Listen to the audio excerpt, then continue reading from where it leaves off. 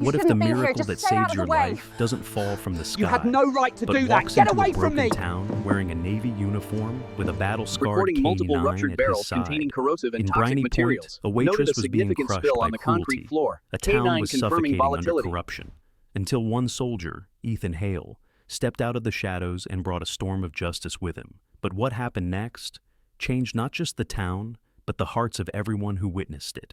This is the story of courage, faith, and the miracle hidden inside ordinary people. If you believe in justice, if you believe kindness can still change the world. The coastal wind carried a damp chill across the Oregon shoreline, brushing the waves into long silver ribbons beneath a pale morning sun.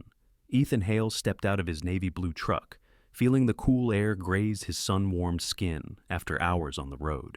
He paused, drawing in the salty scent of drifting kelp and engine oil from distant fishing boats.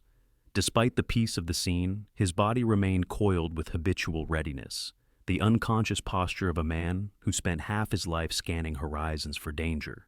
Ethan, at 34, had the rough-hewn look of someone forged rather than born. He stood 6'2", with a frame built from years of tactical conditioning, broad shoulders filling his charcoal t-shirt like armor plates. His skin bore the deep bronze of countless patrols under unforgiving suns, and a faint scar traced from his jaw to his ear, an old memory gifted by a grenade's flying shrapnel. His hair was close-cropped, sandy brown, practical and military, but it was his eyes that marked him most, a cold, steel-blue clarity that could be gentle one moment and terrifying the next. They carried the ghost of battles fought, friends lost, and the lingering flicker of a soldier's quiet war with his own mind. It had been 6 months since his last deployment, yet the echoes of that final mission still lingered, gunfire behind thick smoke, a collapsing building, a civilian child he couldn't reach in time. Sometimes the memory flashed without mercy. Sometimes it whispered its way into his sleep, but it never left entirely. "Easy, Shadow," Ethan murmured as he opened the passenger door. A large German shepherd stepped down, landing effortlessly on the gravel. 6 years old, coat a sleek blend of midnight black and tan, Shadow carried himself with disciplined elegance. His amber eyes held a fierce intelligence earned through rigorous SEAL K9 training, fast rope insertions, scent tracking, breaching rooms, and detecting explosives. But even with all that lethal capability, there was a soft loyalty in the way he leaned slightly toward Ethan, as if tethered to the man by unseen threads. Shadow gave the wind a sniff before positioning himself at Ethan's left side, a perfect heel. "Town's quiet," Ethan said quietly, scanning the peaceful streets of Briney Point, a small fishing town tucked between a rocky coastline and a forest of whispering pines. Quiet, he reminded himself, didn't mean safe. Quiet was often where danger hid best. His boots crunched on the gravel as he made his way across the street toward a small diner called the Salt Wharf Cafe. It was a simple building, weathered white siding, blue trim around the windows, and a neon sign that flickered with stubborn determination. Fishing nets and buoys hung decoratively from the porch railing, and the smell of frying bacon drifted into the street like an open invitation. It had been years since Ethan last passed through Briney Point, but the diner looked almost unchanged. He wished he could say the same about himself. He pushed open the door, and a bell chimed overhead. Warm air enveloped him, thick with aromas of coffee, maple syrup, and sea-sprayed wood. Conversations hummed from several booths, mostly fishermen and locals in flannels and worn jackets, their faces etched from long days on the water. Ethan immediately felt eyes shift toward him, not in suspicion, but curiosity. His presence filled the room the way a mountain fills a skyline. Undeniably, unavoidably, some people nodded in greeting. He returned a polite short nod, the kind soldiers offered strangers as a peace gesture. Shadow stayed glued to his side, drawing a few appreciative glances. Then Ethan saw her. Lily Rowan, the young waitress working the morning shift, approached a table near the window with a pot of fresh coffee. She looked to be in her early 20s, slender and soft-featured, with long chestnut hair tied into a loose ponytail. Her skin was light and warmed by freckles scattered like sunlit dust across her cheeks. She moved with a quiet grace, a carefulness born from experience rather than shyness, as though every step carried weight she didn't want others to see. Ethan noticed the faint weariness in her hazel eyes, the kind that hinted at long nights, early mornings, and responsibilities too heavy for one person to carry. She offered a gentle smile to an elderly couple, her voice warm when she spoke, but he caught the tremble beneath it. Ethan took a seat at the far end of the counter. Shadow lay obediently at his feet. Lily noticed him and walked over to serve him water. Up close, Ethan saw the fragility she tried to hide. "Morning," she said softly, tucking a stray hair behind her ear. "Coffee?" "Yes, ma'am," Ethan replied, voice deep, steady. Her gaze flicked briefly to Shadow. "He's beautiful? Special training?" Ethan nodded. "SEAL K9, Shadow's been through more than most people." Lily's smile softened with empathy. "Must be nice to have someone like him."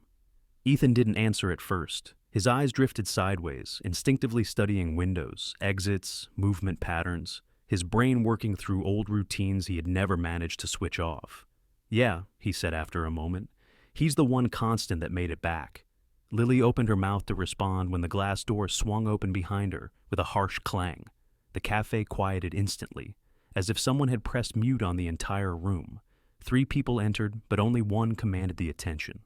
Carson Doyle. Ethan didn't know the name yet, but he recognized the type immediately. Carson carried entitlement like a weapon. He was in his mid-20s, tall and athletic, but in an artificial way. Gym-built muscles without the practical hardness earned from real labor. His blonde hair was styled into an expensive undercut, and he wore a tailored maroon jacket far too luxurious for a fishing town's diner. His blue eyes were cold, arrogant, a mirror reflecting only himself. 2 of his friends flanked him, both dressed in trendy designer streetwear, both clearly accustomed to being the shadows of someone with more money than character. Lily's expression tightened, subtle, but Ethan saw it. She straightened her posture, wiped her hands on her apron, and walked toward Carson's booth. "Carson," she said carefully, "I'll be right with you. Just need to bring out another order first." Carson didn't look at her. He looked at Ethan instead, or rather, he looked through Ethan, dismissively, as though evaluating whether Ethan mattered. Finding no reason to care, he lazily shifted his gaze back to Lily. "You can start with getting this table cleaned," Carson said, brushing imaginary dust off it. "And bring 3 iced lattes. Real ones, not the swamp water you served last time." One of his friends snickered. Lily swallowed, forcing a smile. "Of course." Before she could turn away, Carson abruptly leaned his leg into her path, blocking her step. She stumbled slightly, but caught herself. His smirk widened, amused at his own cruelty. Ethan's jaw tightened. Shadow, sensing the shift, lifted his head. "Careful," Carson drawled. "Wouldn't want you dropping anything like last week. Remember how you ruined my shoes?" "It was an accident," Lily whispered. Carson leaned closer. "Do better then." Ethan's fingers curled around his coffee mug. A subtle tremor pulsed in his hand. A familiar tremor, not of fear, but memory. The memory of someone smaller being hurt while he arrived too late to help.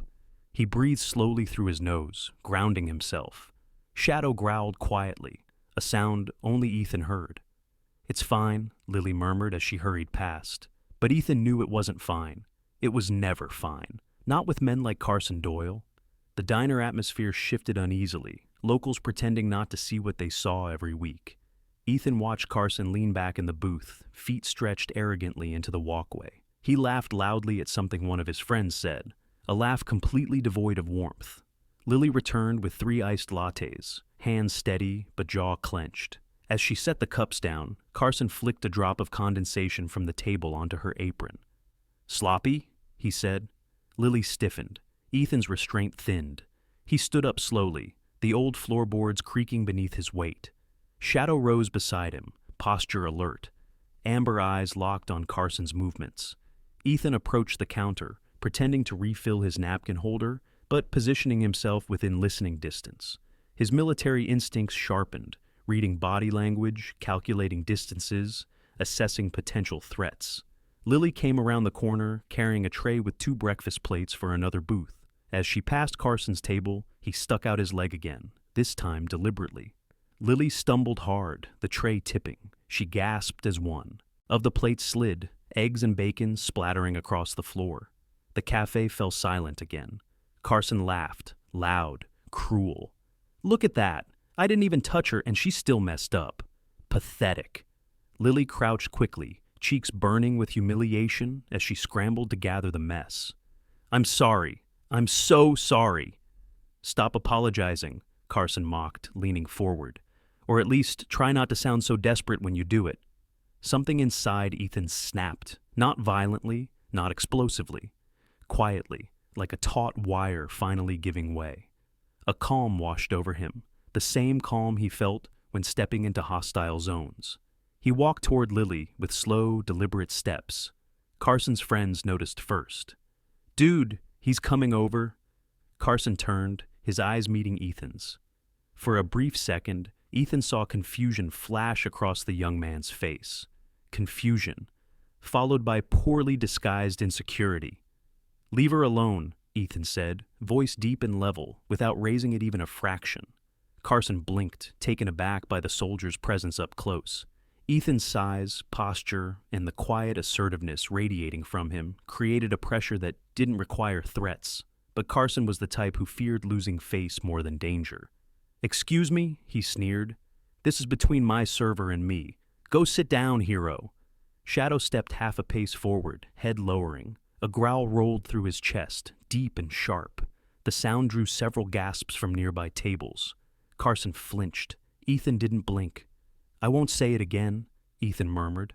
Leave her alone. A beat of silence, tension stretching thin as wire. Carson's jaw clenched. He opened his mouth to retaliate, words of entitlement on his tongue, but the front door opened, letting in a gust of sea wind and 2 new customers. The room stirred again, breaking the moment. Carson leaned back with a strained smirk, but his eyes betrayed caution. This isn't over, he hissed. No, Ethan replied. It isn't. He helped Lily to her feet, his touch careful, gentle. Her hands trembled slightly. You didn't have to. Yeah, Ethan said quietly. I did. And as he looked at Carson Doyle, at the calculating malice in the man's gaze, Ethan felt something stir inside him, a cold certainty. The old combat intuition he had learned never to ignore. Trouble was coming, and it had just chosen its battlefield. The tension in the Salt Wharf Cafe lingered like a storm that refused to pass, thick and oppressive, even after Carson Doyle slunk back into his booth with an expression that hovered between anger and reluctant retreat. Ethan Hale watched him from across the room, keeping his posture relaxed, but something inside him remained tight, coiled, ready. Shadow lay at his feet, but the dog's amber eyes never left Carson's restless movements. Ethan had seen men like Carson many times before, mostly overseas but occasionally back home. Men who mistook wealth for strength and cruelty for power. Men who believed consequences were for other people. Men who escalated when they felt exposed, and Carson had been exposed. Lily Rowan finished cleaning the mess from the floor, her hands trembling as she placed the soiled plates and silverware onto a tray. She kept her eyes down, not wanting anyone to see the hurt radiating behind them. But she couldn't hide it from Ethan. Few things hid from a soldier used to reading faces the way others read maps. You okay? Ethan asked quietly as she passed by him. She nodded too quickly. Yes, I'm fine. Thank you for stepping in. Her voice cracked slightly, betraying the lie. Ethan gave a small, gentle nod. He didn't push her. She had the look of someone who'd been pushing back her whole life, someone who survived by staying quiet and enduring more than she should have.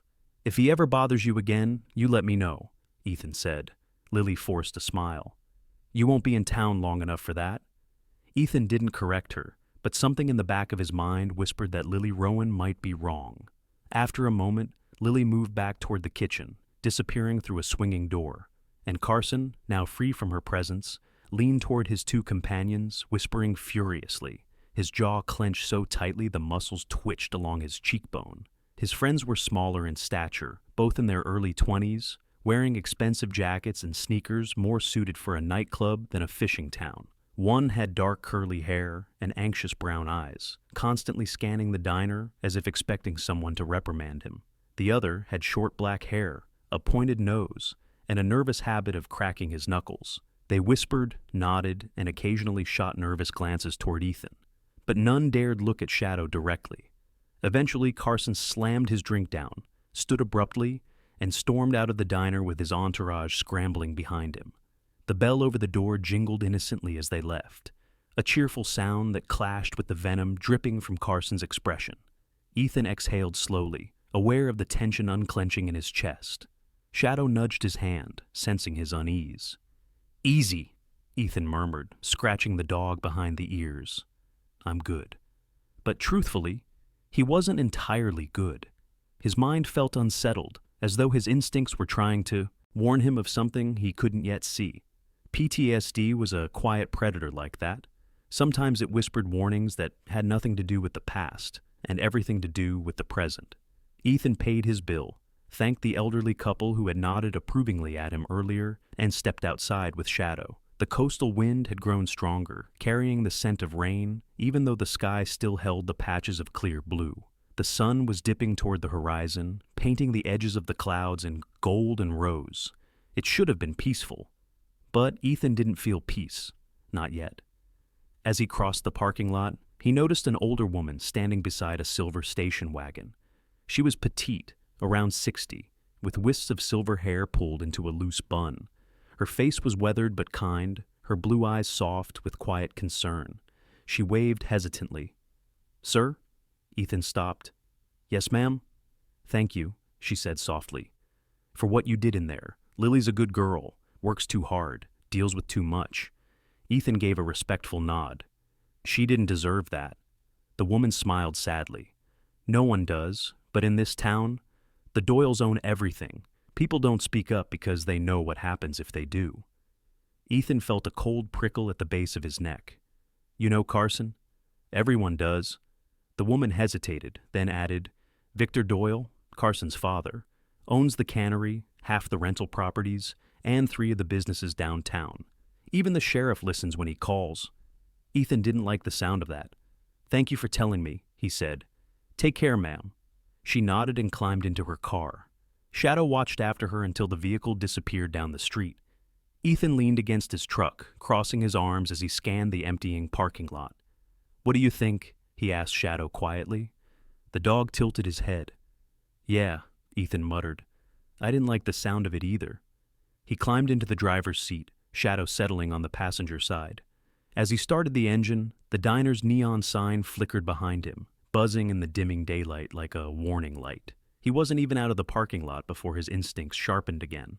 A black SUV he hadn't seen earlier was parked across the street, tinted windows, engine running. It wasn't unusual in a town like this, but it wasn't common either.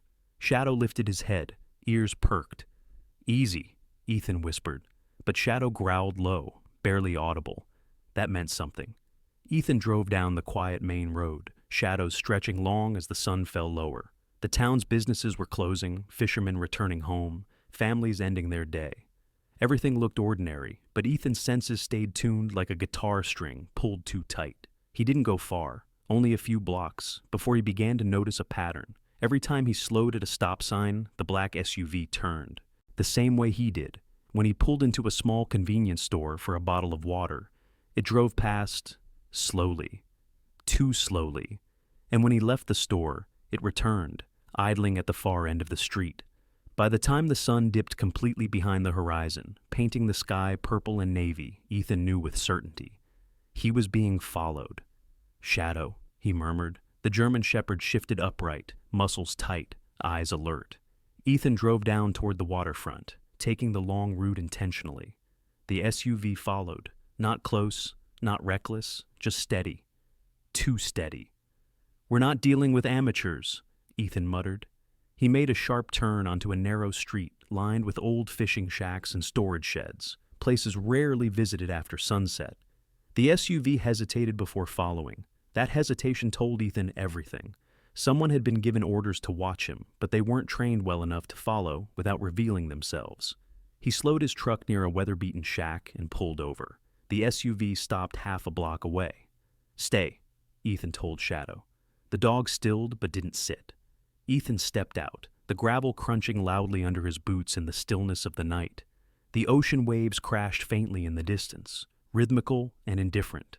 Ethan approached the SUV calmly, hands relaxed at his sides, posture non-threatening but undeniably authoritative.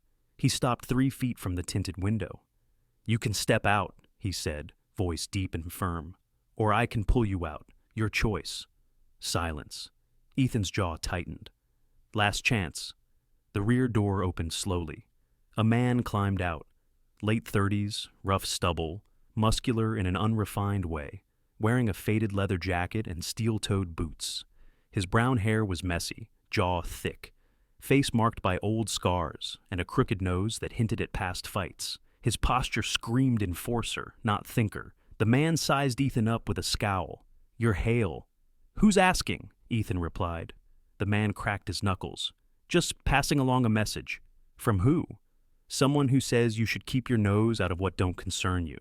Ethan took one step forward. The man flinched. "I don't know who paid you," Ethan said quietly, "but they're not paying you enough." The man hesitated again, and that's when Shadow jumped from the truck, silent, controlled, a shadow in motion, landing beside Ethan with a low, warning growl that vibrated through the gravel. The enforcer swallowed. "Look, I'm not here to fight you. I'm just supposed to watch you. Make sure you don't get in the way." Ethan's eyes narrowed. "Get in the way of what?"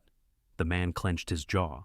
"Carson Doyle, his old man, Victor, he doesn't want trouble in town, especially not from some seal with a hero complex." Ethan's expression darkened. "Tell Victor Doyle I don't want trouble either." He stepped closer until the enforcer had no choice but to step back. "But if trouble comes to my door, I won't be the one who regrets it." The man nodded frantically. "Understood." "Good." Ethan turned away. "And don't follow me again." The enforcer practically dove back into his SUV and sped off into the night. Ethan exhaled slowly, rubbing Shadow's head. "You did good." But even as he said it, he knew the truth. This wasn't over. In fact, something told him. It had only begun. The night wrapped itself around Briney Point like a heavy shroud, thick and unmoving, the kind of darkness that swallowed sound and made even familiar streets feel hostile. Ethan Hale drove slowly along the waterfront road, the headlights carving narrow tunnels of pale gold through the fog drifting in from the ocean. Shadow sat upright in the passenger seat, ears stiff, gaze fixed forward. The dog had been tense for the last 10 minutes, and Ethan trusted Shadow's instincts as much as his own. Something was wrong in the air, too still, too watchful, like the town itself had clenched its breath. Ethan turned onto Harbor Spur Road, a desolate stretch that hugged the industrial docks. Rusted cranes jutted against the sky like broken skeletons, their shadows long and warped in the dim streetlights. Decommissioned warehouses stood abandoned along the shoreline, their windows boarded, their metal siding peeling from years of salt and wind. This was the part of town where secrets were buried, or worse, where they were exchanged. Shadow shifted, letting out a low growl. Ethan tightened his grip on the steering wheel. "Yeah," he said quietly. "I feel it too." He had driven this way intentionally, not because he wanted trouble, but because trouble had already chosen him. The enforcer from earlier was only the warning shot. Victor Doyle's interest was far from casual. And Carson. Carson was the kind of man whose ego demanded immediate retaliation. Being humiliated in a public diner wasn't something he would let go. Ethan expected a move, and he wasn't the type to wait helplessly for an ambush, not when he could control the battlefield. A lone streetlight flickered as Ethan passed, the dying bulb casting erratic flashes against the cracked pavement. Ahead, near the end of the road, he spotted movement, a silhouette stepping from behind a weather-beaten shipping container, waving his arms desperately. Ethan slowed. The figure stumbled into the headlights. A young man, early 20s, lanky, messy brown hair falling over a pale face streaked with dirt.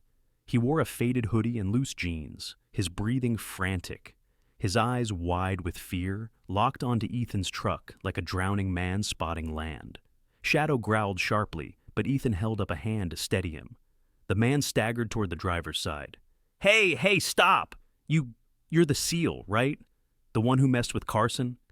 Ethan's muscles tensed subtly. His voice remained calm. "What's your name?" "Dylan," the man blurted. "Dylan Pierce. I need your help. My brother got hurt in the old timber yard. We were just exploring and a rehearsed lie." Ethan saw the tell instantly. The tremble in the voice was wrong. The fear was forced. And in the slight hesitation before giving his name, Ethan read the truth. Dylan Pierce was a pawn, not a victim. But Ethan didn't call him out. Instead, he opened the door, slowly, and stepped down, all 6'2" of controlled muscle and discipline. His boots hit the ground with deliberate weight, his posture relaxed but ready. Shadow jumped out beside him, fur bristling, body low, eyes locked on Dylan with the silent promise of violence. "Take me to him," Ethan said, tone flat. Dylan swallowed hard. Yeah, it's this way." He's inside the mill. He pointed toward an enormous structure near the waterline, the old timber processing yard, once the beating heart of Briney Point industry. Decades of salt spray had turned the wooden siding gray and brittle, the metal roof sagged under years of corrosion, and the large sliding doors hung crooked on their rails like open jaws. Inside, no light glowed, no sound drifted out. Ethan nodded once, giving Dylan no hint that he already knew the setup. Dylan began walking. Ethan followed, shadow glued to his heel. As they approached the building, the air seemed to thicken. The distant waves faded beneath the oppressive silence of the night. The wooden boards creaked under Ethan's weight, the smell of mold and old machinery thick inside the stale, windless air. Dylan reached the door first. He's inside." Ethan stepped forward, and Dylan ran. The man bolted into the darkness behind a nearby pile of rotting timber, his footfalls erratic. Ethan didn't chase him. He didn't even turn. He simply exhaled softly. "It's a trap," Ethan murmured. Shadow's growl deepened in agreement. A slow clap echoed from inside the warehouse. Ethan's jaw tightened. He stepped through the doorway, Shadow flanking close. Inside, the building was cavernous, a skeletal maze of rusted conveyor belts, broken saw tables, and piles of sawdust long turned to dust. A thick wooden beam lay cracked against a far wall, a reminder of time's quiet violence. The air smelled of mildew and old pine, and from the shadows 4 figures emerged. The first was tall and broad, shaved head, a jagged scar running down his cheek. He wore a sleeveless vest that revealed arms cratered with old burn marks, his knuckles wrapped in black tape. His eyes were cold, lifeless, like someone who broke bones for money but never felt anything about it. This was the leader. The second man was smaller but wiry, shoulders hunched, eyes sharp and predatory behind greasy blonde hair. A thin mustache twitched over a crooked mouth. The third was a bulky man with a beard so tangled it looked like seaweed, his shirt stained with motor oil. His breath reeked of cheap whiskey. The fourth stood in the back, a lean figure in a dark hoodie, barely 20, with acne scars and twitching fingers gripping a metal pipe. 4 men, different ages, different builds, but united by something unmistakable, fear of their employer and hunger for quick money. From the rafters above, a voice called down, dripping with smugness. "Took you long enough, soldier. Boy!" Carson Doyle stepped into a beam of moonlight filtering through a hole in the roof. His blonde hair was slicked back with too much product, his shirt crisp white under a tailored jacket far too expensive for a warehouse filled with rot. But his eyes held something new, an unsteady flicker beneath the arrogance. The memory of Shadow's growl in the diner still haunted him. He flashed a grin he clearly thought looked dangerous, but landed squarely on pathetic. "You embarrassed me," Carson said, pacing along a walkway of old beams. "Made me look small." Ethan didn't blink. "Didn't take much." Carson bristled. "You think you can come into my town and disrespect me? You think you can make me look weak in front of everyone? You did that yourself." Carson leaned forward, gripping the rusty railing. "These men are here to help me fix that." The leader cracked his knuckles. "Boss says we just rough you up a little. Maybe take the mud." Shadow snarled, deep, guttural, lethal. Ethan's blood chilled, not from fear, but from rage. "Do you have any idea what that dog is trained to do?" Ethan asked quietly. The leader smirked. "Yeah, expensive stuff. But Victor Doyle's got buyers, exotic collectors, the kind who pay top dollar for dogs like him." Ethan's pulse hammered against his ribs. Shadow wasn't property. He wasn't a prize. He was a soldier, a partner, a life that had saved Ethan more than once, and no one was taking him. "What's the plan?" Ethan asked, voice flat. The leader grinned. "Simple. We break your legs, Make you easier to manage, then we take the dog. Boss gets his pride back, and we get paid. Ethan almost laughed. That's the dumbest plan I've ever heard. Carson slammed his fist against the railing. Enough talking, get him. The four men surged forward. Ethan's world narrowed instantly. His heartbeat slowed, his vision sharpened. The quiet hum of PTSD nightmares vanished, replaced by the calm discipline of a man trained to survive the worst. The first attacker swung a metal pipe toward Ethan's head. Ethan sidestepped, grabbed the man's wrist, twisted sharply, and drove an elbow into his throat. The man collapsed, gagging. The second, the bulky one with the seaweed beard, lunged with a chain. Ethan ducked under it, lifting his knee into the man's stomach hard enough to knock the wind out of him. He dropped like a felled tree. The third man, the wiry, twitchy one, rushed from behind. Shadow struck first. The dog slammed into the man's back with incredible force, knocking him face first into a pile of sawdust. Shadow didn't bite. He didn't need to. He pinned the man with both paws, growling deeply, letting the threat speak for itself. The fourth man swung a crowbar, aiming for Ethan's temple. Ethan blocked with his forearm, grabbed the man's shoulder, and leveraged his weight to flip him over onto the floor, the impact shaking the decayed planks. Within 15 seconds, all four men were down, groaning, breathless, defeated. Carson stared down from the walkway, eyes wide with terror. "Oh, what the hell? What are you, some kind of monster?" Ethan didn't answer. He approached the leader, the tall man with the scar, who lay on his back, breath ragged. "Your phone," Ethan said. The man shook his head stubbornly. Shadow stepped forward, placing his jaws lightly around the man's wrist. The leader's resolve broke instantly. He pulled a cracked phone from his pocket and tossed it weakly toward Ethan. Ethan caught it.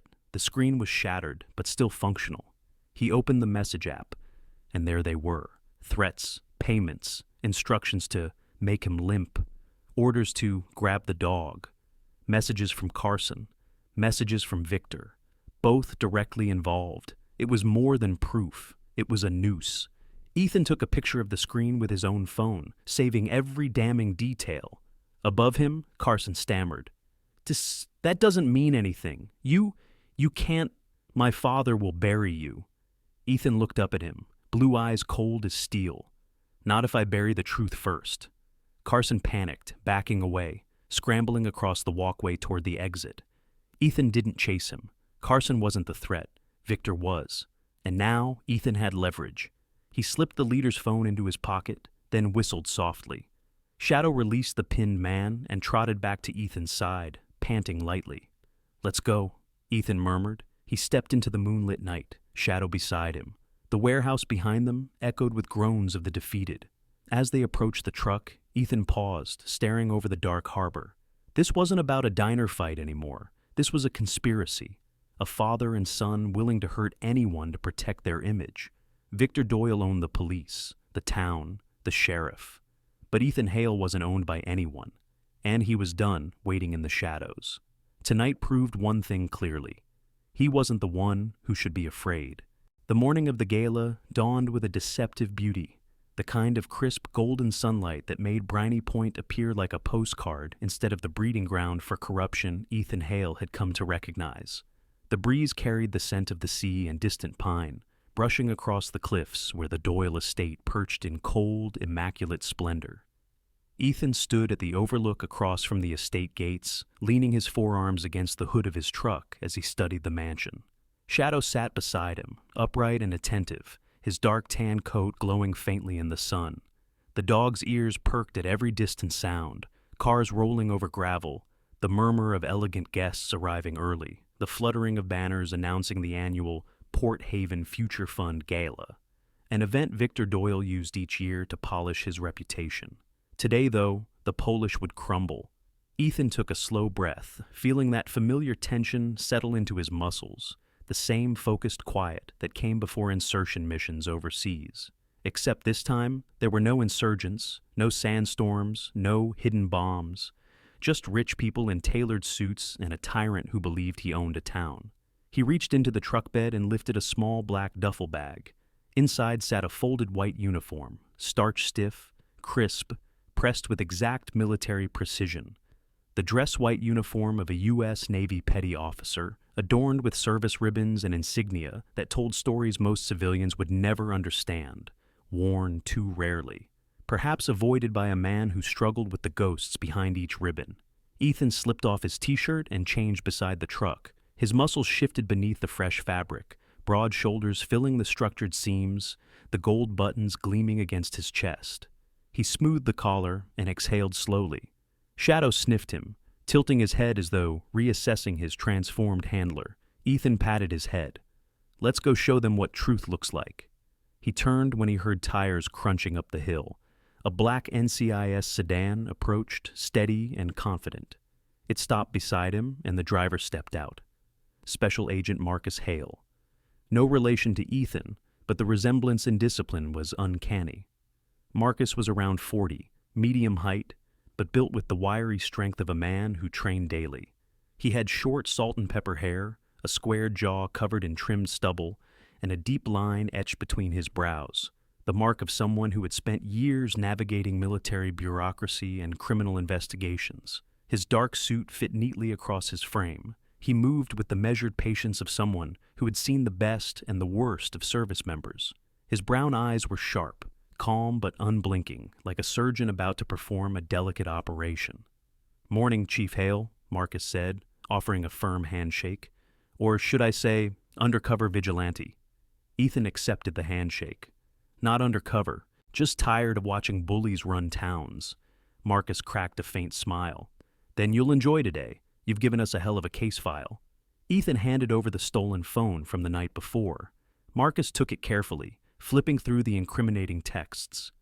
"This," Marcus murmured, "combined with the witness statements you coordinated, it's enough to rip the Doyle family's world apart." "Good," Ethan said. "It's time." Marcus nodded, shutting the car door behind him. "Victor won't go quietly. He never does." "I don't need him to go quietly," Ethan replied. "Just truthfully." The wind shifted, carrying music from the estate lawn. The gala was starting. The Doyle estate glimmered like a monument to excess, white stone pillars, glass walls, and a courtyard fountain shaped like an eagle grasping a golden fish. The grounds stretched across manicured lawns lined with tall hedges trimmed into precise geometric shapes. Rows of luxury sedans and limousines filled the circular driveway. Ethan walked through the gates with Marcus beside him. Shadow moved in perfect formation, wearing his black tactical service vest marked Canteens Unit in white reflective letters. Guests in formal attire paused mid-conversation to stare, some with curiosity, some with judgment, some with discomfort, as though a soldier's presence disrupted their fragile illusions of safety. Ethan ignored them. He moved through the crowd with the commanding weight of someone accustomed to hostile terrain. A few men whispered as he passed, politicians, local business owners, donors basking in the glow of Victor Doyle's influence. They recognized trouble when they saw it, and Ethan Hale radiated trouble. At the center of the lawn, beneath a white canopy draped with silk, stood Victor Doyle himself, tall, imposing, with silver-streaked black hair perfectly styled. He wore a charcoal tuxedo, tailored so sharply it looked like armor. His long face held refined angles, but his eyes, icy pale blue, revealed a cold, calculating nature. His posture was rigid, shoulders back, chest slightly puffed, as if the world owed him its attention. Beside him, Carson stood with a sling over his arm, though Ethan doubted the injury was real.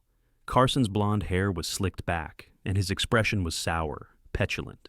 Serena Sterling, dressed in a glittering gold gown, clung to Carson's side with a trembling pout, rehearsed victimhood written across her carefully made-up face. Victor turned toward the stage microphone, tapping it with a commanding air. "Ladies and gentlemen, welcome." The crowd applauded obediently.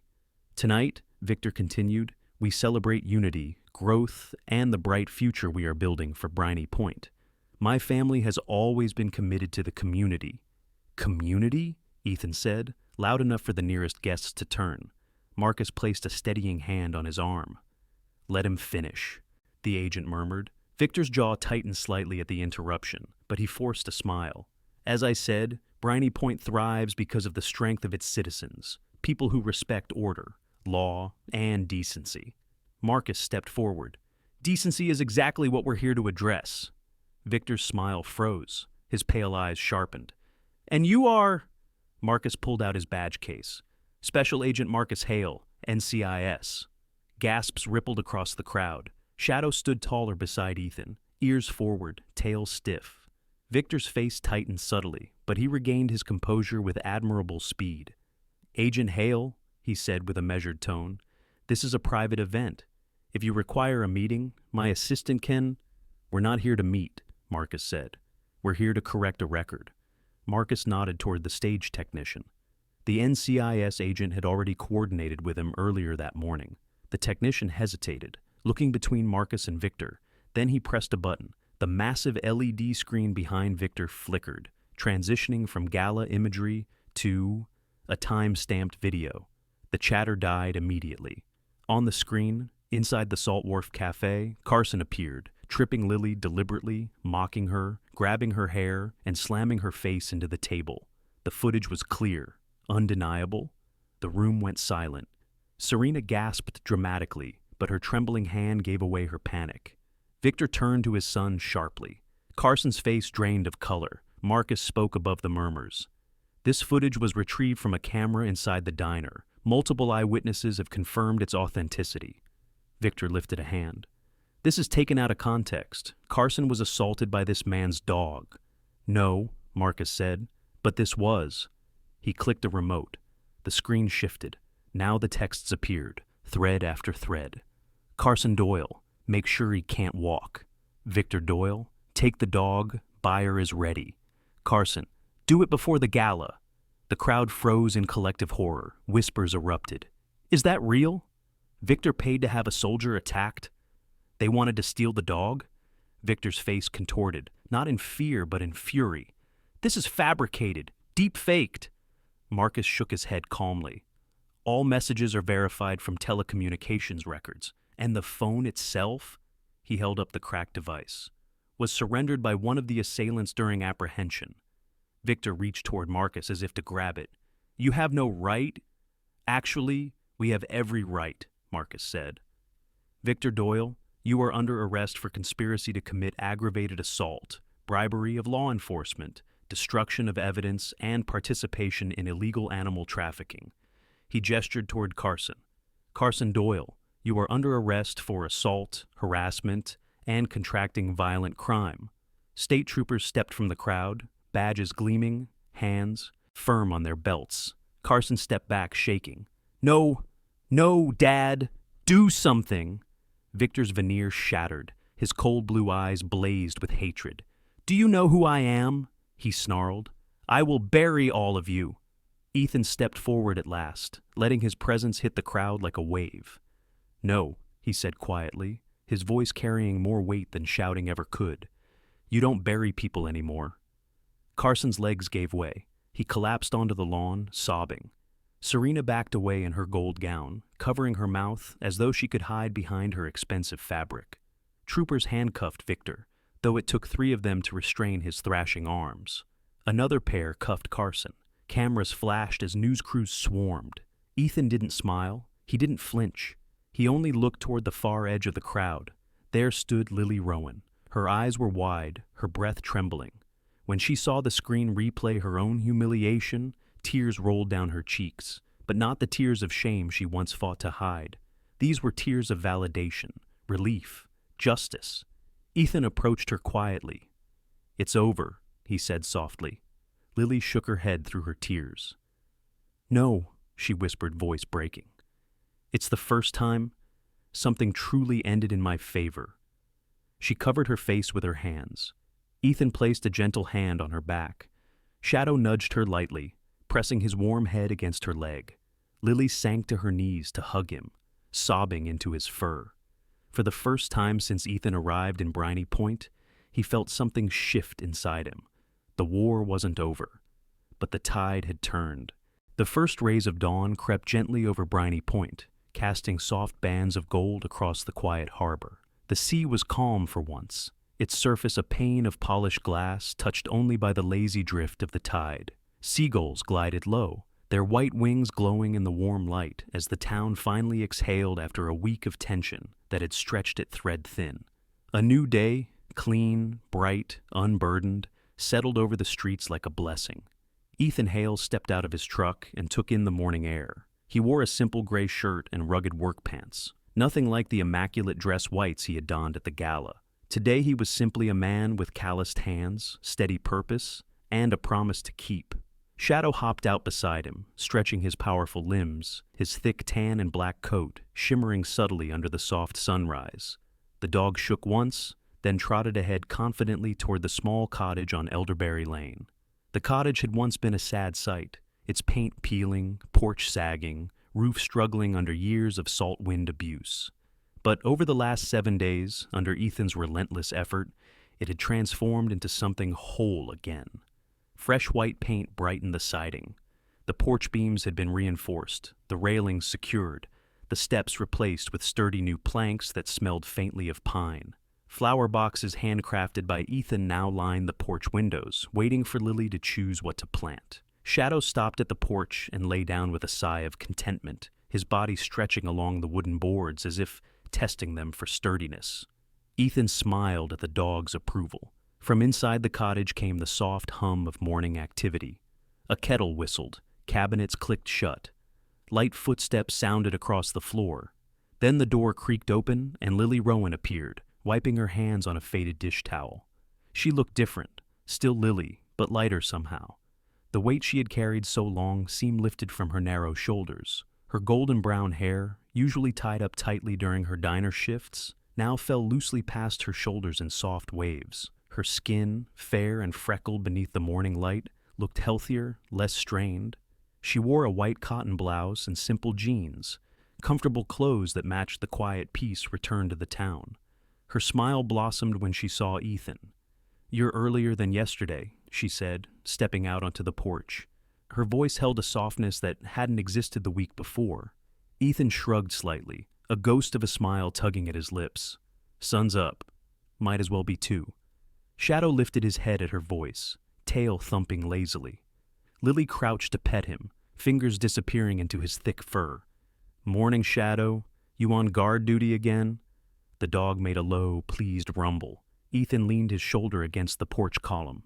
"He pretends it's for your safety, but really, he likes supervising." Lily laughed, a sound Ethan had only heard once before, the moment the truth about Carson and Victor finally came out.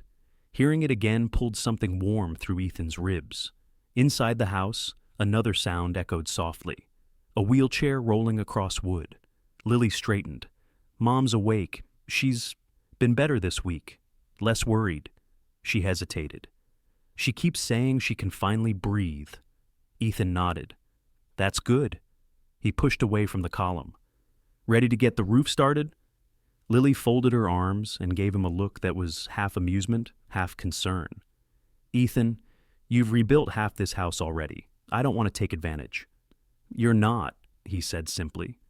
"Your mom needs a secure home, and the storms this season are supposed to be rough." He paused. "Besides, I don't leave a job half finished." There it was again, duty tattooed into his bones, a soldier's instinct he couldn't turn off. She recognized it now. It wasn't heroism. It was who he was. He picked up the ladder he'd left beside the porch and carried it around to the side of the house. Lily followed him. For a few minutes, they worked in companionable silence, Ethan securing the ladder, Lily handing him tools, Shadow settling into the shade like a king overseeing reconstruction. But as Ethan began removing old shingles, Lily looked up at him, her brows knitting slightly. "You know," she said, "you haven't talked about what you're doing after this." Ethan kept working, but the motion slowed, hammer raised, breath suspended. "Haven't decided." "Well, do you ever stay in places like this?" Lily asked, her voice barely above a whisper. The hammer lowered gently. Ethan looked down at her from the ladder, blue-gray eyes reflecting something deeper than weariness, some old ache tucked behind layers of steel discipline. "No," he said honestly. "I don't stay." Lily nodded slowly, as if she had expected that answer, but still felt it land heavily. "Because of the missions?" "Because of the people I couldn't save," Ethan replied softly. "Because stopping feels dangerous. Like, if I stand still long enough, everything I've lost catches up." The truth slipped out before he could stop it. That was rare, even rarer with someone he'd known only weeks. Lily didn't look away. "You saved me," she said quietly. "And my mom. And the whole town." Ethan swallowed hard. He wasn't used to hearing that. Praise always slid off him like rain off armor. But Lily's words felt different, closer, like something trying to reach through the walls he'd built. He cleared his throat, returning to the roof. Plenty of people helped. The patrons at the diner, Marcus, the troopers. Justice wasn't a one-man job. Lily stepped back, staring at him for a long moment. "Maybe not, but you lit the fuse." The day moved steadily forward. They repaired shingles, cleared the gutters, and reinforced the rafters. Shadow dozed in the sun, breathing in soft, rhythmic waves. In the afternoon, Martha Rowan, Lily's mother, rolled her wheelchair out to the porch to watch them work. She was a thin woman in her late 50s, hair silver white and tied back in a soft braid. Her cheeks were hollow, but her eyes held strength, warm hazel like lilies, touched with decades of resilience. "You've made my home feel alive again," Martha called to Ethan as he descended the ladder. Ethan wiped sweat from his brow. "Just tightening up a few things." Martha chuckled. "A few things? Ethan, dear, you've rebuilt enough to qualify for honorary contractor status." Lily swatted her mother affectionately. "Mom," Martha winked, "I'm old, not blind. A man doesn't show up every day at dawn unless he's carrying more than a toolbox." Ethan's ears warmed. Lily's face brightened with embarrassed color. Shadow barked once, as if joining Martha's teasing. Later that evening, they all sat on the porch, Lily in the rocking chair, Martha wrapped in a blanket despite the warm air, Ethan on the steps with Shadow leaning against his side. Fireflies blinked between the marigold beds Ethan had planted, tiny lanterns floating across the twilight. Lily watched him quietly. "Ethan, what happens now? For you and Shadow?" He stared out at the horizon, where the sun dipped into shades of violet. "Orders come in soon," he said. "Another deployment, another trouble spot." Lily's fingers tightened around the arm of her rocking chair. "But before I go," Ethan added, reaching into his pocket, "there's something I want you to have." He turned toward her and opened his hand.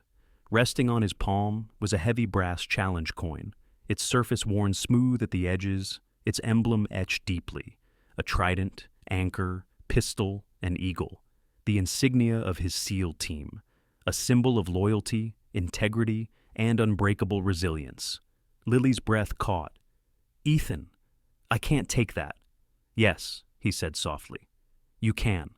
He pressed it gently into her hand. "This isn't about rank or service. It's about strength. You stood up even when the whole world tried to crush you. You fought back. You kept going." His voice thickened. "That's what this coin means." Tears shimmered in her eyes. "Ethan, you changed everything. You saved my life." He shook his head. "You saved your own. I just made sure people finally saw it." She leaned forward and wrapped her arms around him. Ethan stiffened at first, the soldier in him always startled by unexpected closeness. But then he exhaled, letting the tension melt. He held her gently, respectfully, as though she were something fragile and irreplaceable. Shadow rested his chin on Lily's knee, sealing the moment. When they finally pulled apart, Lily whispered, "Promise me one thing. Come back." Ethan looked at her for a long, quiet moment. The breeze lifted a strand of her hair across her freckled cheek. The marigolds rustled softly on the windowsill. The world felt still. "I'll try," he said.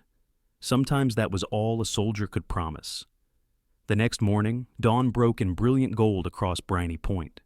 Ethan loaded his gear into the truck. Shadow hopped inside. Lily and Martha stood on the porch, waving as the engine rumbled to life.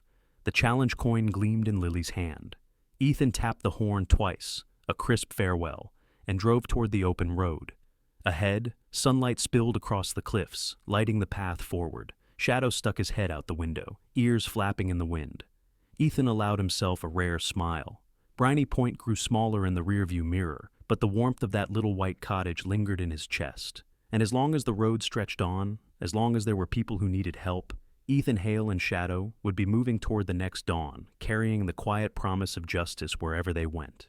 Sometimes miracles don't arrive with thunder, lightning, or heavenly choirs, Sometimes they walk into our lives quietly, in the shape of a weary soldier, a loyal dog, or the courage inside an ordinary heart that finally decides to stand up. Ethan didn't change Briney Point because he was strong. He changed it because he believed that doing the right thing still matters, even when the world feels heavy. And Lily's miracle wasn't in being rescued.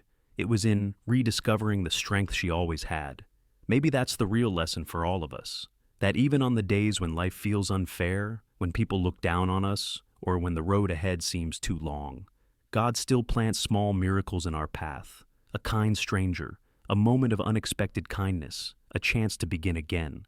And if we hold on to faith, even quietly, the dawn always returns. If this story touched your heart, please share it with someone who needs hope today. Leave a comment, tell us where you're watching from, and don't forget to like and subscribe so you never miss another story of courage and compassion. May the Lord bless you and keep you. May He protect your home, strengthen your spirit, and walk beside you through every storm. And may He remind you each morning that no darkness is stronger than the light He places within you.